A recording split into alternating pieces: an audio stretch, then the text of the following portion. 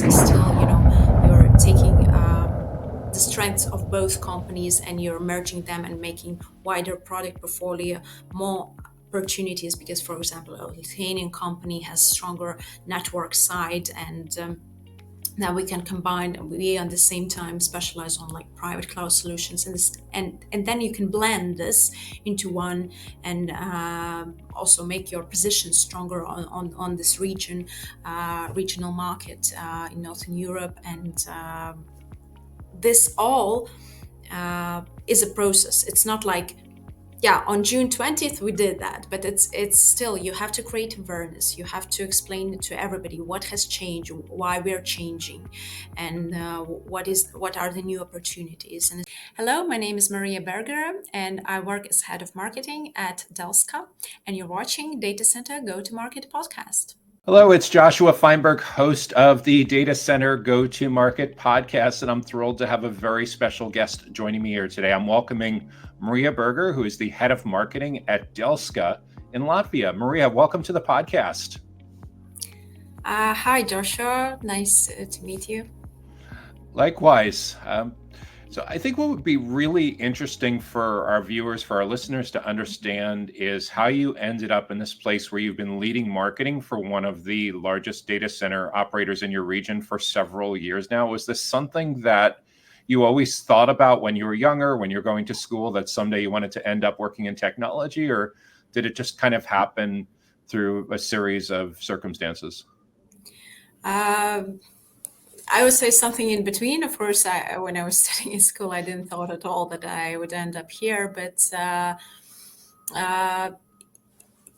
at the end of the school, anyways, just everybody is usually searching for their way, where they want to go, and what they want to do in their life. And for me, it was kind of a struggle, because it was like several fields where I was good enough, and I was thinking, okay, what could be what I could do in my life. And as everybody probably tried different positions, and found that I can blend something that my mind has always been curious about, the exact sciences, like mathematics and chemistry and stuff like that. At the same time, I was really good at languages and writing something, etc.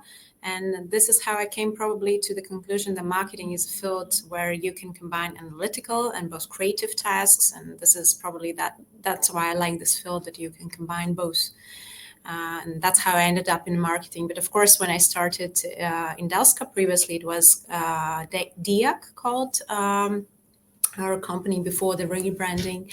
Of course, I didn't thought that I would be leading the marketing team, but it appeared now that I've been for over 8 years in Delska, and it's kind of a way of evolution, how you step by step climb some ladder and grow, and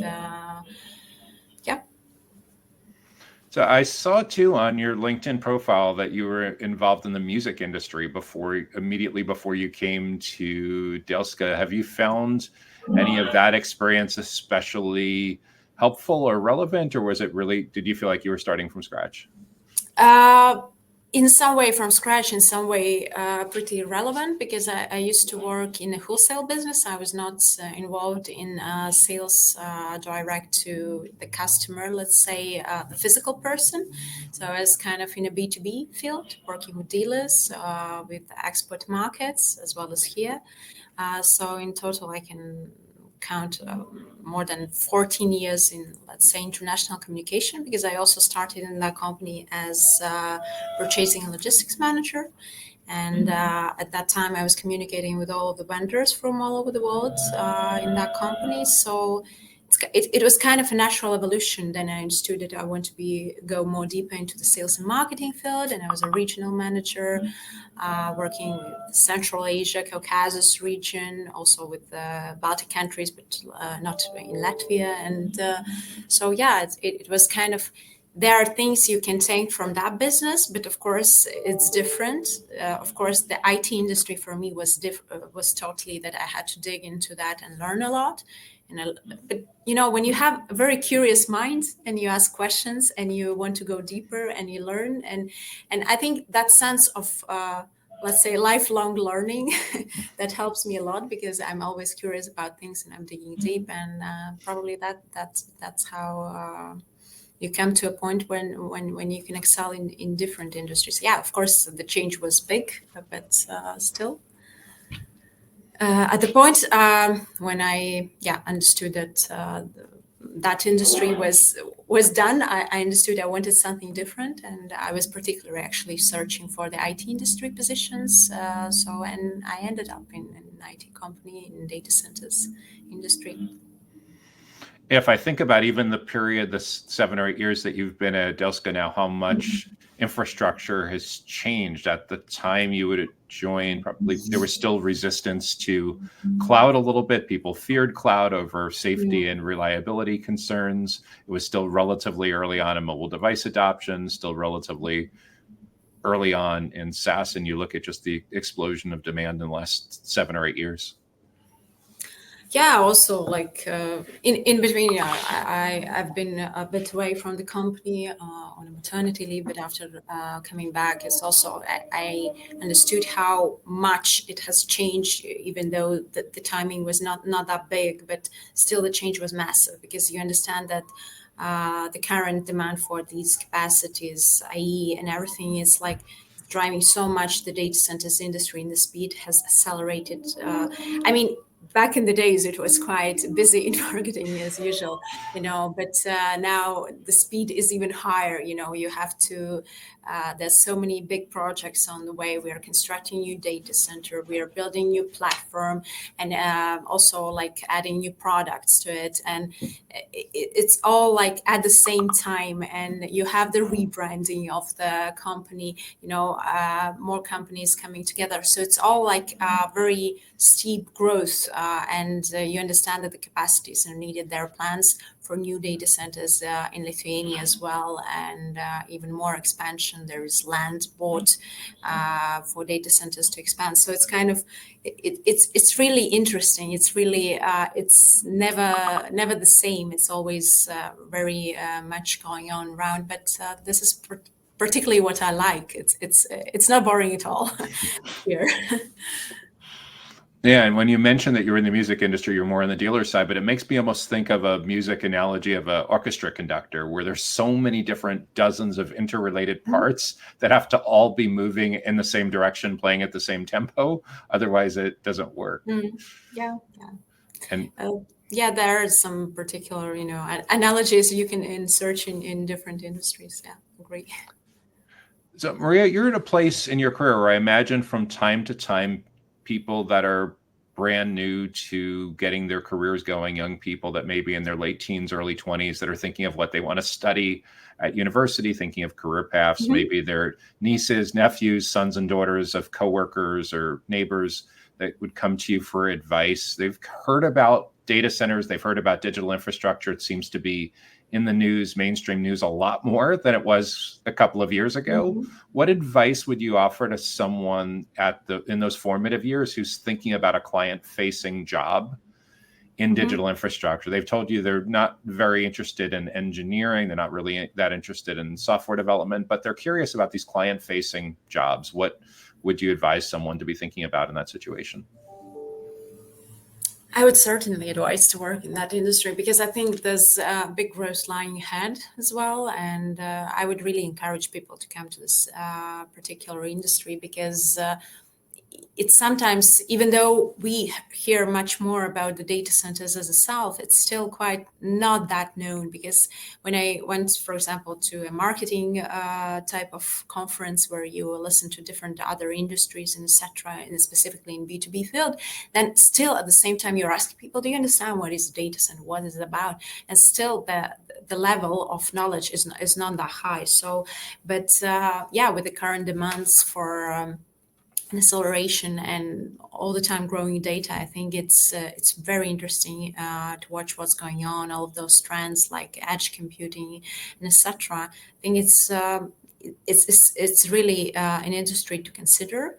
both at the same time, if it's, as you mentioned, it's client oriented positions, then you need to understand that it's a very long sales cycle, that you have to work with people, let's say, and build relationships for a long time, because it's not like every day that companies, especially big ones, decide to switch their infrastructure, and they really consider carefully their where they store their data, security, and also the sustainability topics. So in general, I would say it's interesting. It's never the same, and but it's still worth it if you are interested, of course, in technological topics. If you're interested to dig deeper, because I understand it's also not for everybody, because sometimes it's kind of I see this going year by year. It's getting, to explain in the simple words what is technology about to people who are not so technical, because you're communicating with different audiences. It's not just the CTO on the client side. It can be CIO who is more, looking at the business level and their needs of IT, and then you have to explain all of those maybe difficult topics, but in a simple way to the audiences, to the customers, to potential customers, and it's interesting. And but it depends on the mindset of the person that is, wants to go to this industry. Yeah, I think you raise a really interesting perspective too, as well as that the different levels of being technical. Just like you, I over the years have interviewed a lot of subject matter experts, and when I interview people that are in sales or marketing roles or channel partnership roles or product management roles, sometimes they push back and say, but I'm not really that technical. You should talk to someone that's on our operations team or in cybersecurity or an engineer or something. I'm like, okay, well, next time you're at a family gathering with people that do not work in the IT industry, and they ask what you do all day, and you start explaining what you do, you will realize very quickly that you are added.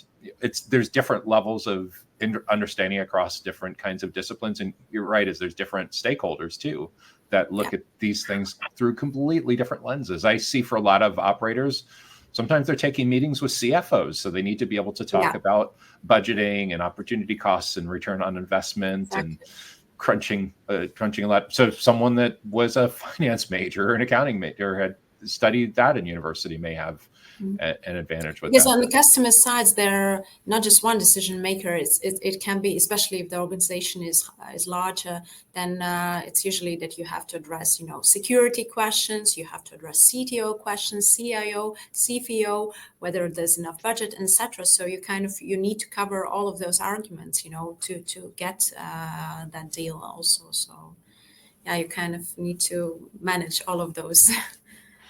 Yeah, it's one of the interesting questions that we hear all the time from people is, how do I get to the decision maker? I'm like, okay, maybe 10 years ago it was one person who was a decision maker, but what we continue to find is even if you manage to get the meeting with the decision maker, people are so risk averse that they'll almost always want you to go meet with their team and build consensus. So a lot of figuring this out is kind of being the project manager, building consensus across the whole decision committee. And it can be also in different organizations. In one organization, the power is more towards one person, and in another, it can be the final decision maker can be the other person. So it's kind of also to understand with that particular customer who is the one. It's also it's what sales need to do. And in order to be able to even get that information, a level of insights, they really have to trust your account executive to even tell them that much.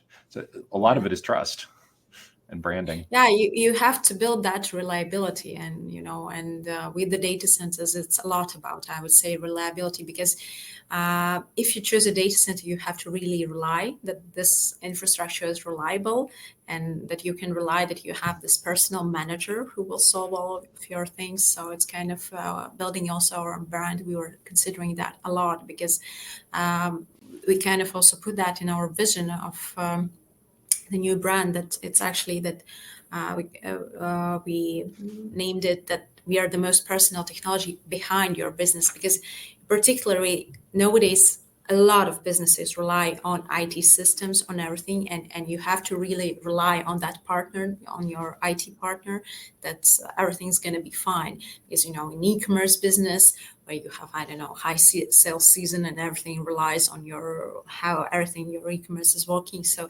it's kind of the downtime costs a lot, and you have to really build that trust in audience, in potential customers, in your existing customers, and all of the infrastructure should be reliable as well, and it is, and that's kind of an important factor.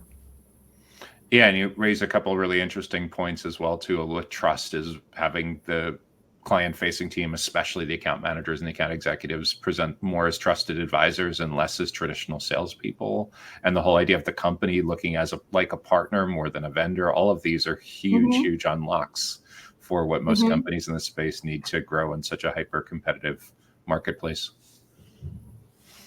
Yeah, totally agreed. That's an important aspect. Of course, it's not the only one. If we take the current trends, it can be also, they would consider not only that, but also how are you sustainable enough, are your processes and infrastructure and etc. But so there are various aspects, of course, that they consider before making that final decision. But that's one of the most important, of course, because it's data centers are all about uptime, reliability, and security. So that's, as we say, that's the must-haves. It's already not negotiable. You have to be that way. But then we add, let's say, a next level of extra values that we provide to our customers, which is we also try to go over that stigma also that data centers are very closed. We try to be also transparent in a way that we are transparent in our pricing and other extra things that we really consider are important, because in our relationships with customers, you have to really, in order to build that trust, you have to be open, you have to be trustful, that the person understands that at the end of the month they really have that bill and not some hidden costs or something like that. So it's kind of it's not just about that, but there are many aspects that are really important for today's customer.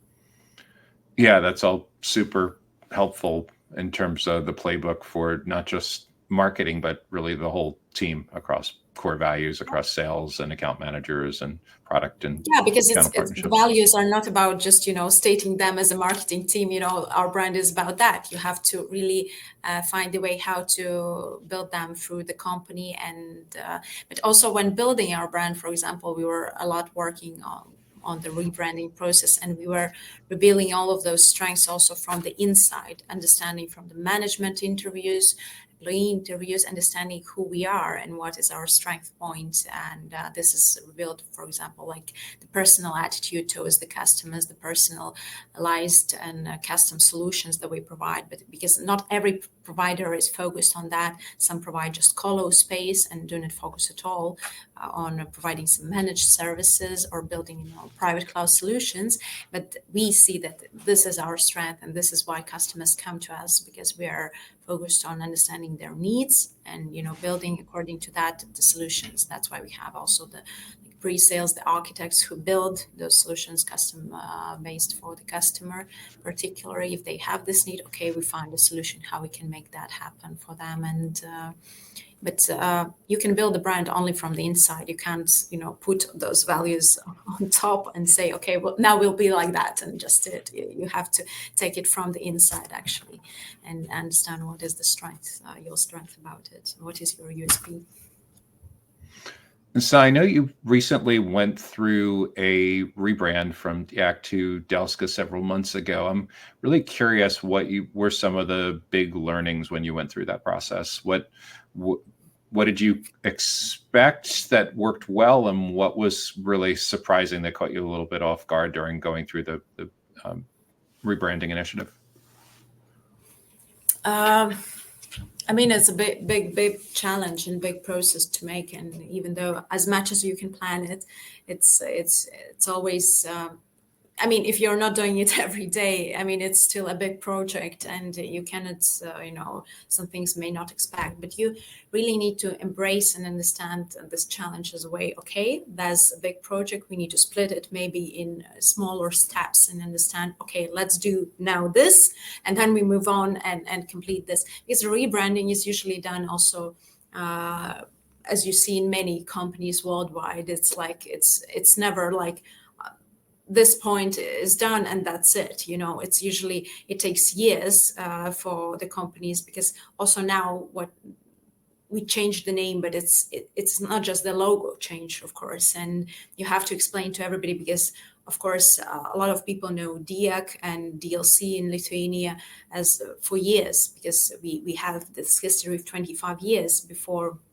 this expertise, and you cannot go away just from that. You have to explain really that we changed, that we merged together, not in a legal way, but I mean, as under a joint brand, but still, you're taking the strengths of both companies and you're merging them and making wider product portfolio, more opportunities, because, for example, a Lithuanian company has stronger network side, and now we can combine, we at the same time specialize on like private cloud solutions, and then you can blend this into one, and also make your position stronger on this regional market in Northern Europe. And this all is a process. It's not like, yeah, on June 20th we did that, but it's still, you have to create awareness. You have to explain to everybody what has changed, why we're changing, and what are the new opportunities, and etc. And it's even though it may look for some that it's one day went, but it's not. And there was a big preparation work. We changed the website absolutely from scratch, new one. And there's a big work inside of this, both from the creative side and technical side, and a lot of internal processes to align all of the teams. And so I would say the major learnings are to understand it's not some one point at which you will realize that, and it's a big project, but it helps a lot. Also to go away from, let's say, maybe some stigmas, maybe some stereotypes about our companies. Also, that was one of the reasons we wanted to have a fresh new start, in a way that, yeah, of course, we take with us all of the experience in the industry, but also to make, also combining the resources is way much better to communicate, because, communicated different smaller brands is kind of harder. When you invest all of the power into one strong brand, it's a way easier. But I think the learnings can be countless in that process, and I think we still have many lying ahead, because we are still in that process. I can't say it's a finished action or something. We have to really do a lot now to increase the awareness of the new brand, and to explain that, okay, this was not a company that became, just a few months ago visible, but it's like already two companies with experience, and there's also plans ahead. It's not just the construction of the new data centers. There's also lying ahead another company that will be added to our brand, but that's for the next year. And at the moment, that's confidential. But yeah, we'll come up with those news next year as well. So there are a lot of growth plans lying ahead, and to align them with them, we understand that we need this very strong branding, one strong brand, and also, combining the resources of the region, because when you're a small player, it's of course harder to compete with those global big brands, and but in order to keep with that growing demand worldwide that we see for the data center capacities, and also with the investments that we have from our Swiss investors, now that we can expand those and data center sites, existing ones, and building new. Of course, it all comes very natural that we needed that at that point.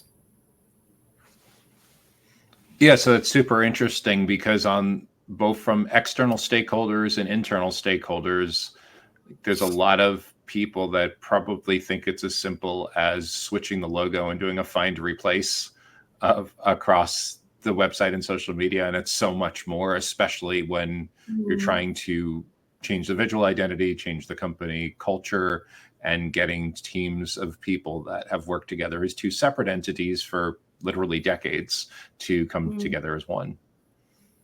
Yeah, and team is one thing, and then of course also aligning all of the communication, understanding, revealing those strengths. As I mentioned, we had really before the rebranding a lot of interviews to understand that core strength, which we can build upon, because when you clearly understand what is that's unique about you, then you understand in which way to go further to the market and how to acquire more customers, and that helps a lot. And yeah. Yeah, that's really insightful to understand a little bit about what goes on behind the scenes when there's a merger and acquisition, two companies coming together and resulting in a new brand. The Data Center Go-to-Market podcast is sponsored by DCSMI, elevating the role of sales, marketing, and go-to-market GTM professionals in the growth of the data center industry. To stay informed about upcoming episodes, make sure that you subscribe to the Data Center Sales and Marketing newsletter on the DCSMI website that can be found at www.dcsmi.com. Again, that URL is www.dcsmi.com.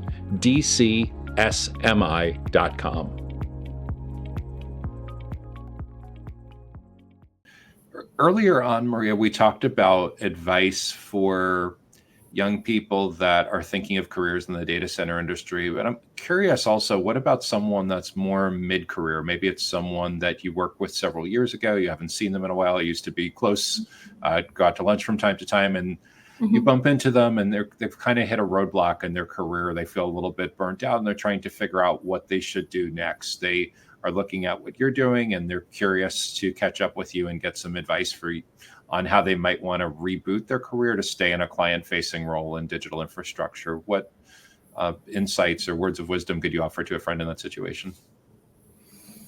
I mean, of course, it depends on the particular situation of the person, but I think there are a lot of also the cases when people also within the industry, if they're quite deep in the data centers industry, they have a big knowledge. I think it's also a situation when you can rotate to a different position in the company, because we also have cases where a person worked in sales and then she moved to the product management, which is kind of because you can build upon on your previous experience and then you can come into a new role and bring that previous experience with you and enhance a lot of the things in the company because you have that view and understanding. So it's kind of you shouldn't limit yourself always to the particular position that if I've been sales, I should continue only as sales. I think it's worth to always, make a step back and take a look at what you're good at and what you really want to do. It's also kind of, I think it's the most motivating, what you're keen about and what you love to do. Because for myself, I'm really a big fan of marketing. I'm a big fan of our industry and really love what I do, and it's interesting for me. And I think that's the most important factor for any person.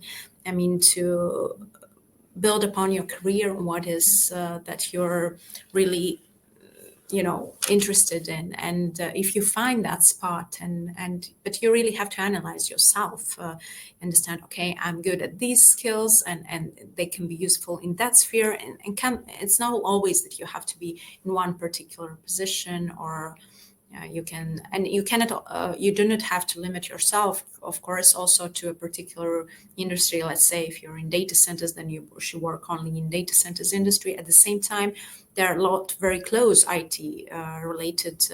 IT industry is huge. I mean, you can work for the software company, you can work, I don't know, for IE. There are very close topics, as also maybe with the current trend a lot in the data centers industry on sustainability. Maybe the sustainability topics are kind of a big.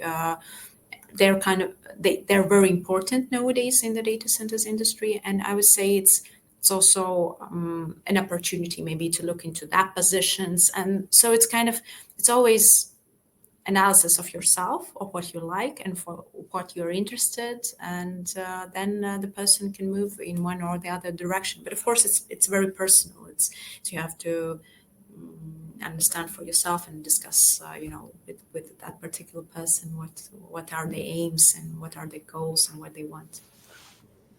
Yeah, it's a really interesting perspective because on many levels globally, people talk about that there's a big talent shortage in the data center industry. They look at the average age and there's so many people that are baby boomers that are retiring. How are they going to replenish that talent? But I think there's also a bigger question on, just like account managers and customer success worries about retention of clients, how you worry about retention of talent. In the marketing role in particular, I've seen a lot of people leave data centers and digital infrastructure and go work for SaaS companies because for several years there was an enormous amount of capital flowing into SaaS. The last couple of years, the pendulum has swung back, and now there's an enormous amount of capital going into digital infrastructure driven by AI and high performance compute. But yeah, these are really interesting perspectives on someone enjoying the company they're working on and looking for a lateral move within the company, like someone that's an account executive that says, I want to work in cybersecurity, or I want to work in network operations or something. And then there's a different kind of scenario where someone says, I want to stay an account executive, but I've worked on the operator side for the last 10 years. Maybe it would be interesting to work for a telecommunications company, a hardware company, a connectivity company, a rack and cabinet company, something like that. So yeah, there's a lot of different ways to look at it. With regards to employee retention, I think we're kind of more or less in a good position because a lot of people are working on a long-term basis for a company. It doesn't mean that we have only those working for 25 years, but of course we have new colleagues and we are expanding also on different teams. But at the same time, it shows something about the companies that people want also to be in that company for different reasons. On the same side, understanding that we are located in the region where we are located and we are quite limited, and I know that myself also searching for people for marketing, it's kind of a struggle to find a professional. So you're kind of all the time wanting, with some experience in IT, but it's not always that you can find such kind of people. And then you have to educate those people, and that's a big process. But what I always search in people is this interest, this curiousness about things related to IT. If they want to grow in that field, and if they're not afraid, to dig deeper, then it's a way to go. Because you can't expect everything, that people would learn from day one, and understand. But you have to understand that in data centers industry, you have to invest a lot in educating, onboarding people, explaining things when there is a newcomer. But when the person digs and digs more and starts to like it and interested in the IT trends, then it starts to, it's not always that the ladder can be very steep in this industry. For me, it was also not like I climbed every year a new position, but I would say maybe the most interesting about this industry is those projects, that growth which you can achieve through those projects. And that's very interesting to work on really exciting things, on building new cloud platform together with the R&D team, and also creating that awareness, raising UX experience to a different level, and all of those things. Now we're working on the event that's going to be just in 10 days for our data center that's under construction, because we reached the highest point, and we're inviting speakers of the parliament and very high level people. So it's kind of, you have various very interesting projects going on, and through them you also like grow, because every project is, you know, a challenge, but when you complete them you feel, you know, satisfied that you've done that, you've made something great and cool. Yeah, for sure. Especially in the marketing role, there's probably two different kinds of learning curves going on at any given time. It's like there's easily 3, 4, 5 different parts of the technology business to keep up with, and there's easily 3, 4, 5 different disciplines within marketing to keep up with. And so much of digital infrastructure and operators centers around events, and events usually take up a lot of team resources and bandwidth in the weeks leading up to it, certainly in the days leading up to it, the actual event, and then typically for a few days afterwards, doing all the follow-up tasks and the postmortems and making sure that everyone's getting the leads they're supposed to and documenting for what you need next year. So yeah, there's always seems to be a lot going on, and imagine one of the bigger challenges in that leadership role is figuring out what the priorities need to be at any given time. Yeah, you have to have a lot of focus at the same time. Yeah, you understand that still some processes have to go even in parallel, and you cannot avoid that. Then you arrange your resources the way what you can do in house, what you can use for, like, let's say agency. Maybe you need for that extra period when you're really running out of time, and you need some outsourced specialists that you add to the team just to catch up with everything what is a must and you really have to do. So it's about juggling and managing those resources effectively, and understanding, okay, maybe this is enough, and something we skip or something we do a bit later, and just, you know, really a lot of planning of priorities.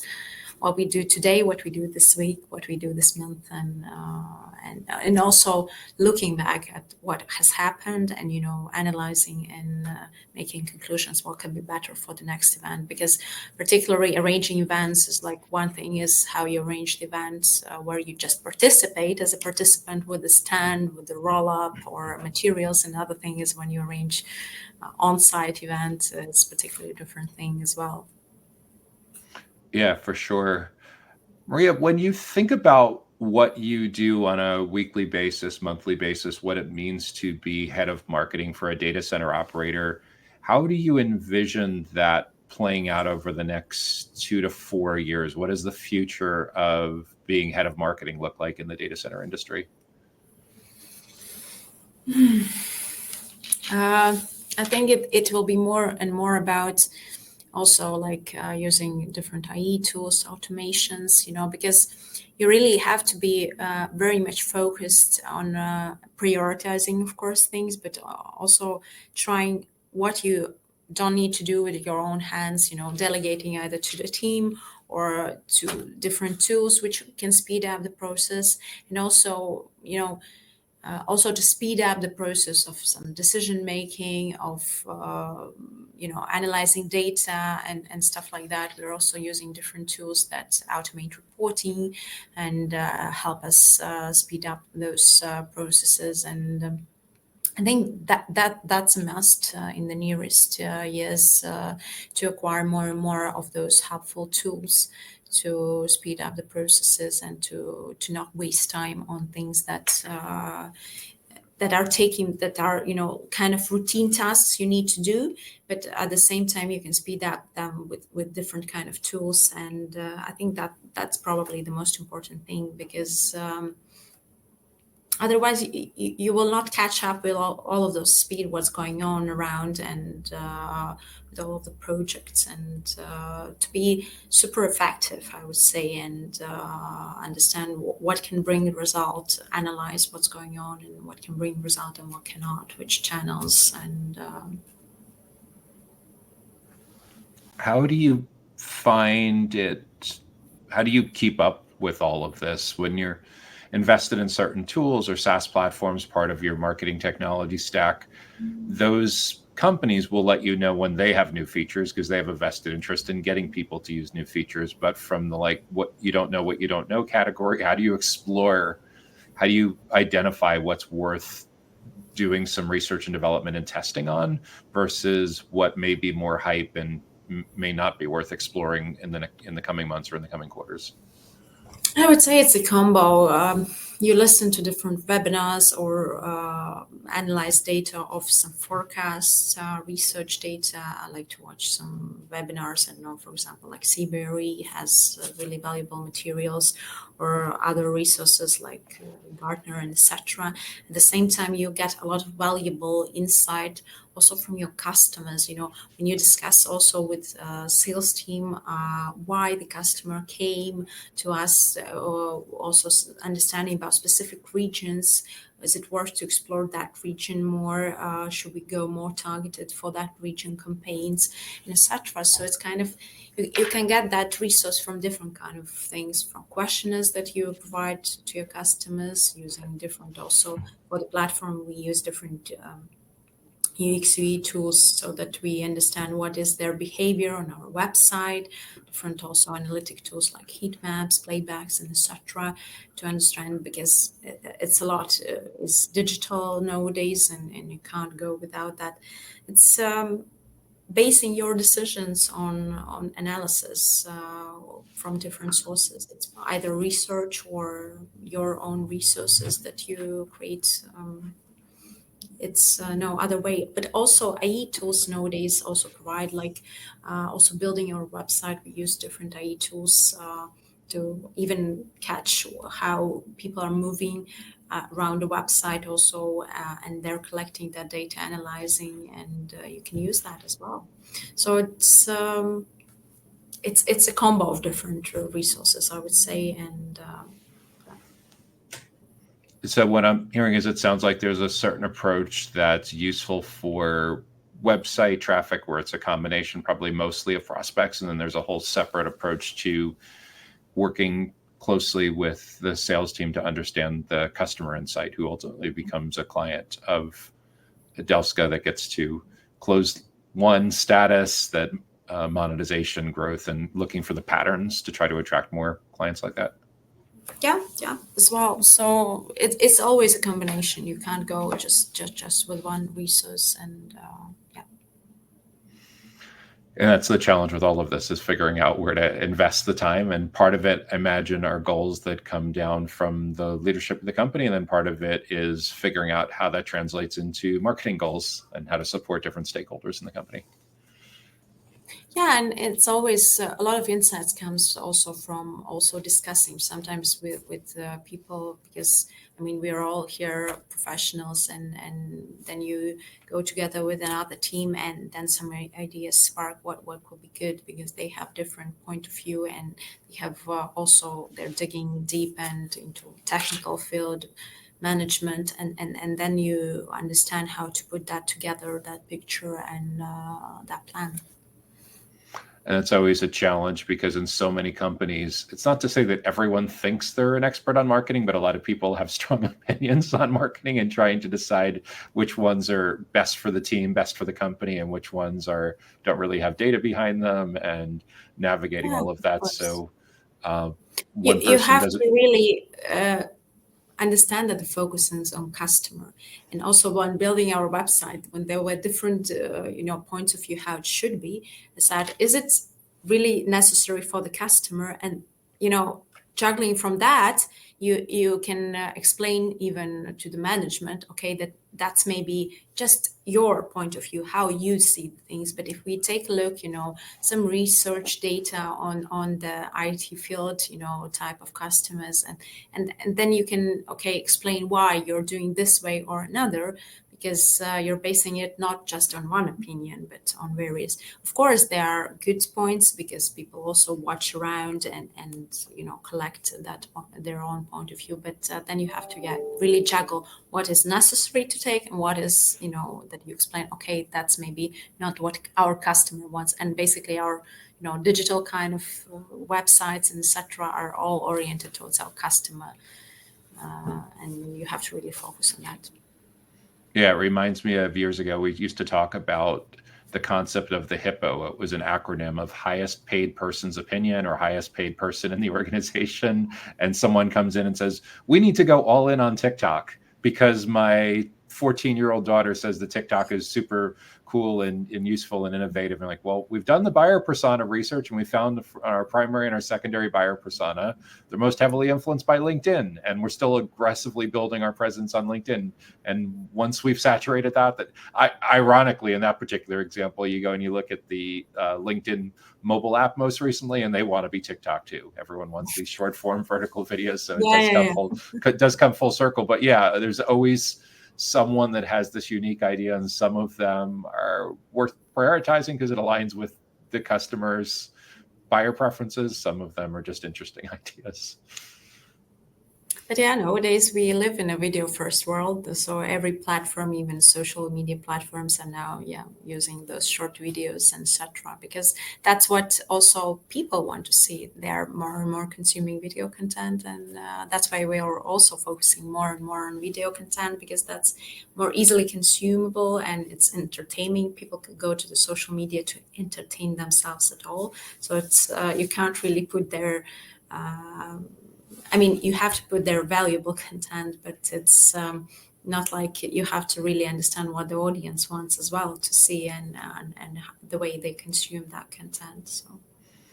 Yeah, and in that particular example, I think Musical.ly TikTok, with their origin story 10 years ago, I think they were right, because slowly but surely first Meta copied them, and then YouTube copied them, and now LinkedIn is building out the platform. And I guess what this shows is there's a certain core group of the audience that has the attention span, has reduced attention span. So they're doing all kinds of experiments. But then very recently, I just saw that YouTube is experimenting with 3-minute vertical videos. So I think they're constantly trying to run these new experiments and figure out how to improve the experience. And most of all, they just want people to stay on their platform all day. Yeah. The more attention they can consume, the longer you stay on a platform, the more they have opportunities to gather more data and monetize. And the good part for data center operators is they all need a ton of storage and compute and bandwidth and power. Yeah, we're all generating that data. Correct. We're in the data business. They say data is the new oil. Yeah. Maria, this has been super fascinating. I really appreciate you sharing so generously, taking us behind the scenes of what it's like leading marketing for Delska, what it's been like in your career journey, some very practical advice to others that are seeking similar paths, and the lessons learned from going through your rebrand a few months back. I know a lot of people, both in operators and in marketing roles throughout the data center ecosystem globally, are going to get a lot of value from watching this interview. If someone wants to connect with you, if someone wants to follow what you're working on, is LinkedIn the best channel for doing so? Yeah, sure. You can find me on LinkedIn. And what about if they want to learn more about Delska? Where's the best place to follow what's new at Delska? It's again all of the social media. We're very active on LinkedIn and Facebook. It's our website, delska.com. Anywhere you want, just connect to us, follow us. That's terrific. And I'll make sure to include links to that in the blog post and the show notes as well. Maria, again, I really appreciate it. I've been speaking today with Maria Bergere, who is the head of marketing at Delska in Riga, Latvia. Thanks so much, Maria. Really appreciate it. Thank you. The Data Center Go-to-Market podcast is sponsored by DCSMI, elevating the role of sales, marketing, and go-to-market GTM professionals in the growth of the data center industry.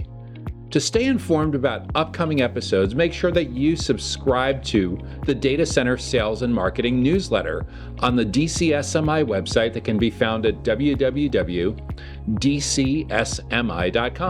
Again, that URL is www.dcsmi.com.